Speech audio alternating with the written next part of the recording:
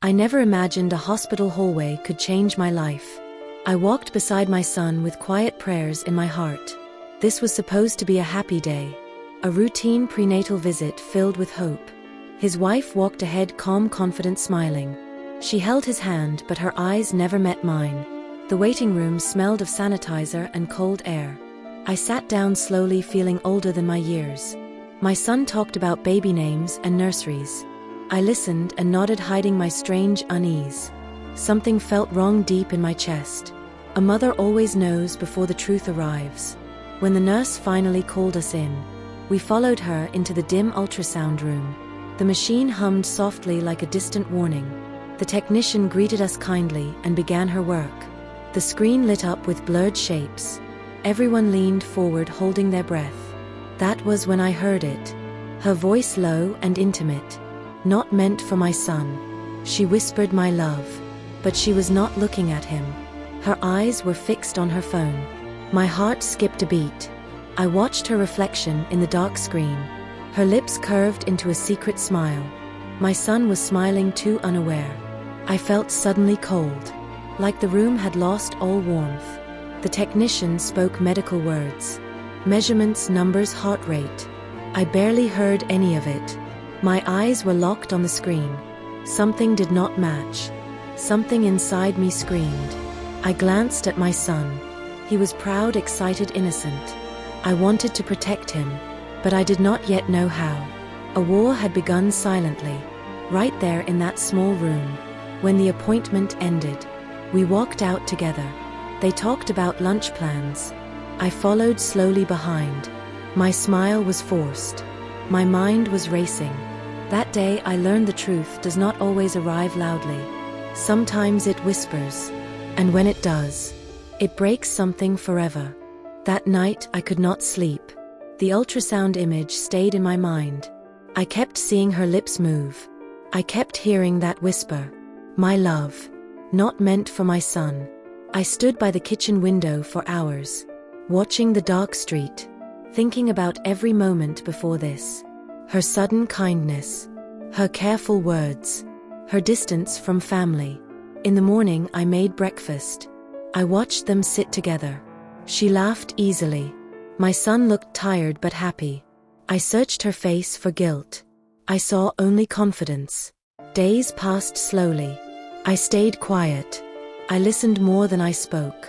I noticed how often she checked her phone, how she left the room to take calls, how her smile changed when messages arrived. One evening she forgot her notebook on the table, a small brown one, worn at the edges. I did not plan to open it. My hand moved on its own. Inside were dates and times, names I did not recognize, meeting places, hotels far from our home. My chest tightened as I read. This was not imagination. This was proof. My hands trembled. I closed the notebook quickly. Footsteps came down the hall. I slipped it back where I found it. My heart pounded like it would explode. That night I prayed for strength. Not anger. Not revenge. Just the strength to protect my child.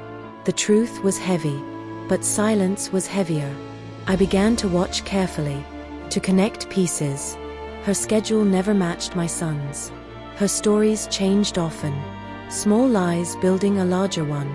I realized this was bigger than betrayal. This was manipulation. Carefully planned. Slowly executed. And my son was trapped inside it.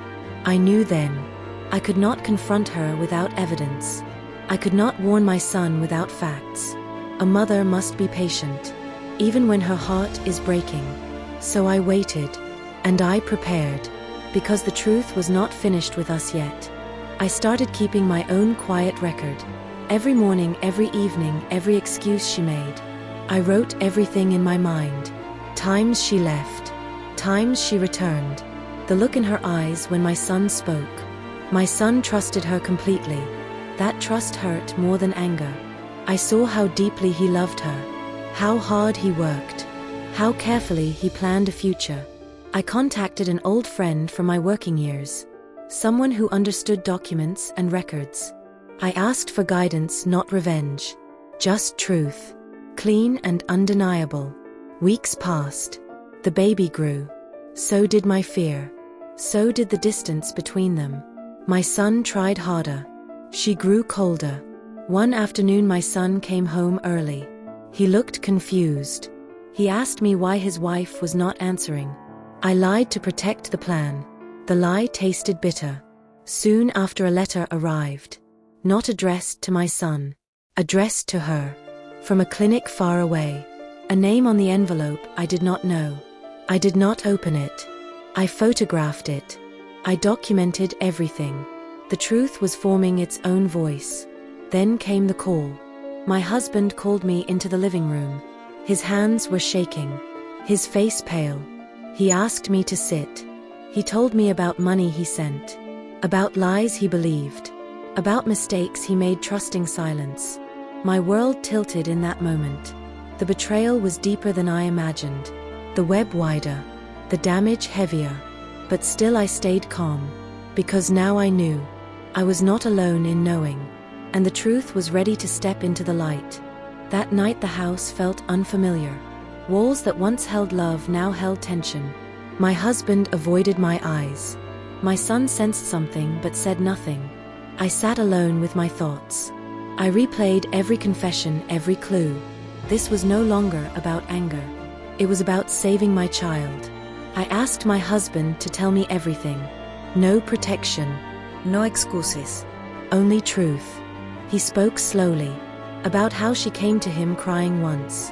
How she said my son was distant. How she needed help. How she made him feel important. He never touched her. But he crossed a line. He believed her story. He believed the child was my son's. The money was for medical tests. Private tests. Hidden tests. Tests she said were necessary. I listened without shouting. Without tears. My silence scared him more. I told him we would fix this. But first we needed proof. Real proof. Something she could not deny. I reached out to the clinic on the letter. Using calm professional words. I asked for confirmation. I asked for records. Days later an email arrived. Attached files. Medical reports. Names, dates, results. The truth hit like a storm. The pregnancy timeline did not match. Not my son. Not my husband. There was another name. Repeated again and again. A man who did not exist in our lives. Yet, I printed everything. I placed it in a folder. I felt oddly peaceful. Because lies survive in darkness. And I was about to turn on the lights. I watched my son closely after that. Every smile he gave her felt painful. Every plan he shared felt fragile. I wanted to stop time. But truth never waits. She continued her performance perfectly. Soft voice. Caring touch. Carefully chosen tears. She believed she was safe. One morning she announced another appointment. She asked my son to stay home from work. Something in her voice sounded rehearsed. I knew this was the moment. I calmly suggested I go with them. She hesitated. Only for a second. But I noticed. The clinic was small, quiet. The walls painted a comforting color. Too comforting for lies. I sat silently while they talked. When the nurse left the room, I placed the folder on my lap. I felt years of motherhood behind my breath. I spoke gently, asking simple questions. About dates. About doctors. About tests. Her answers stumbled. Just slightly. But enough. Then I opened the folder. Page by page. Email by email. Report by report. The room changed. Air grew heavy. My son stopped smiling. Her face lost its color. She tried to speak. Tried to explain. But there were no words left. The truth had spoken. My son looked at me. His eyes full of pain and confusion. I held his hand. For the first time in weeks. That day everything broke. But sometimes things must break. Before they can be saved. She cried loudly, then softly. Her tears did not move me. I watched my son instead. His world was collapsing silently. He asked her one question. Only one. Whose child is this? She looked away. Silence filled the room.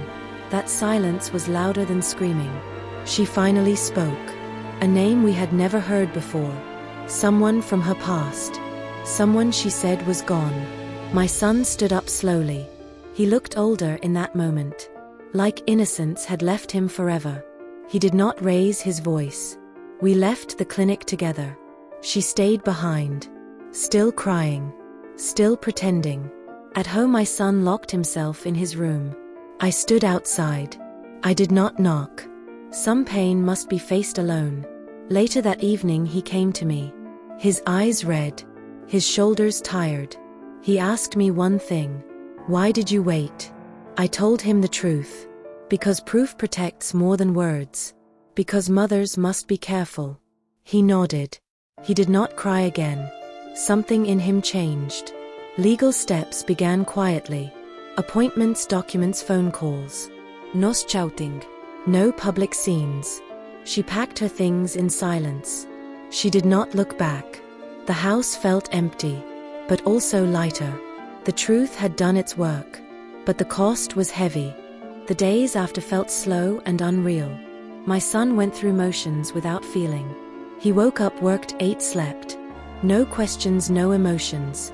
I stayed close but gave space. Healing cannot be rushed. Broken trust needs silence first. The legal process moved forward.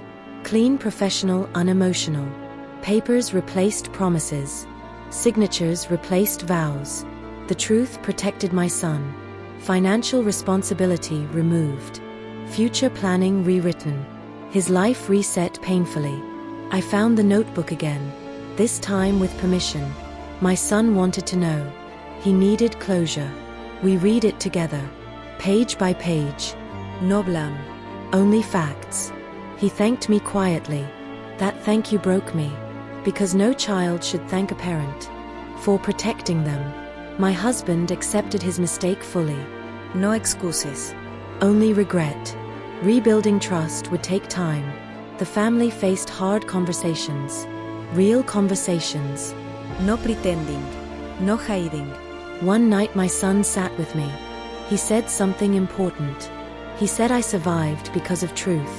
That night I slept peacefully for the first time in months. Months passed and the seasons changed.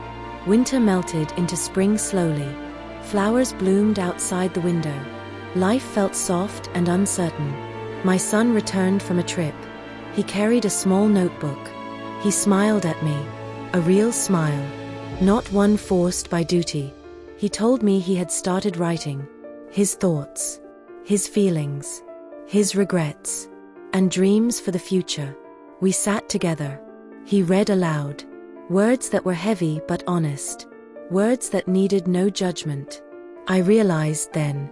The most important lessons are learned in silence. The loudest pain teaches the quietest wisdom. He began to trust again. Not blindly, but cautiously. Aware of boundaries and truths. I watched him laugh. A sound I almost forgot. It reminded me. That resilience is born from heartbreak. We planted a small garden. Something alive and fragile. We nurtured it together. Watching it grow. Like ourselves. My husband joined slowly. Not forcing closeness. Just present. Repairing what remained broken. One night I looked at them. Father and son. Learning to forgive quietly. And I felt a small peace. The garden grew taller than I expected. Bright green leaves reaching for sunlight. I watched it daily. Finding lessons in its quiet persistence. My son began to rebuild his life. He returned to work with purpose. Made new friends. Kept old friends close. And never rushed love or trust. He spoke to me about dreams. Not fears. Not secrets. Just hope. One evening he brought a small gift. A painting he made himself. It was of a tree. Roots deep in the ground. Branches reaching toward the sky. He said it reminded him of us. How we survived. How we stayed strong. How life could be gentle again. We laughed quietly together. Simple laughter. Without sarcasm. Without tension. Just warmth. I felt my husband's hand on my shoulder. He did not say anything. He did not need to. The house felt lighter, the air cleaner. I realized healing is not loud. It does not demand applause. It grows quietly, like our garden, like our hearts. That night I whispered a prayer, thanking for strength, for resilience, for the courage to face truth, and to survive. The morning sun entered through the curtains softly. I stood at the window and breathed deeply. The house was quiet but alive, a feeling I had almost forgotten. My son came in with a cup of tea. He smiled genuinely. No whispers, no hidden tension. Just him, whole and present. He thanked me again, not for protection this time, but for teaching him patience, for showing him the strength to face truth without hate. We walked into the garden together. The plants swayed gently in the breeze. He touched the flowers lightly, and I saw hope blooming in his eyes. My husband joined us quietly. He placed a hand on my shoulder. We did not speak. We did not need to. Our hearts were aligned in understanding. Later that day my son told me. He had made plans for the future. Plans that did not include bitterness. Plans that included compassion and careful trust. I realized then that life cannot always prevent pain, but it can teach survival. And survival can lead to growth. Growth can lead to healing. I looked around our home, at the walls that had held lies, at the rooms that had witnessed betrayal, and I knew something important. We had survived. We had endured. We had learned to rebuild. Not perfectly, but truthfully. I hugged my son. He hugged me back tightly, and for the first time in months, I felt an overwhelming peace. The garden continued to grow outside, bright green and resilient. And we did too, stronger, wiser, together. The sun set softly that evening, casting golden light over everything. And I smiled, because endings are not always about closure. They are about new beginnings. And we were ready.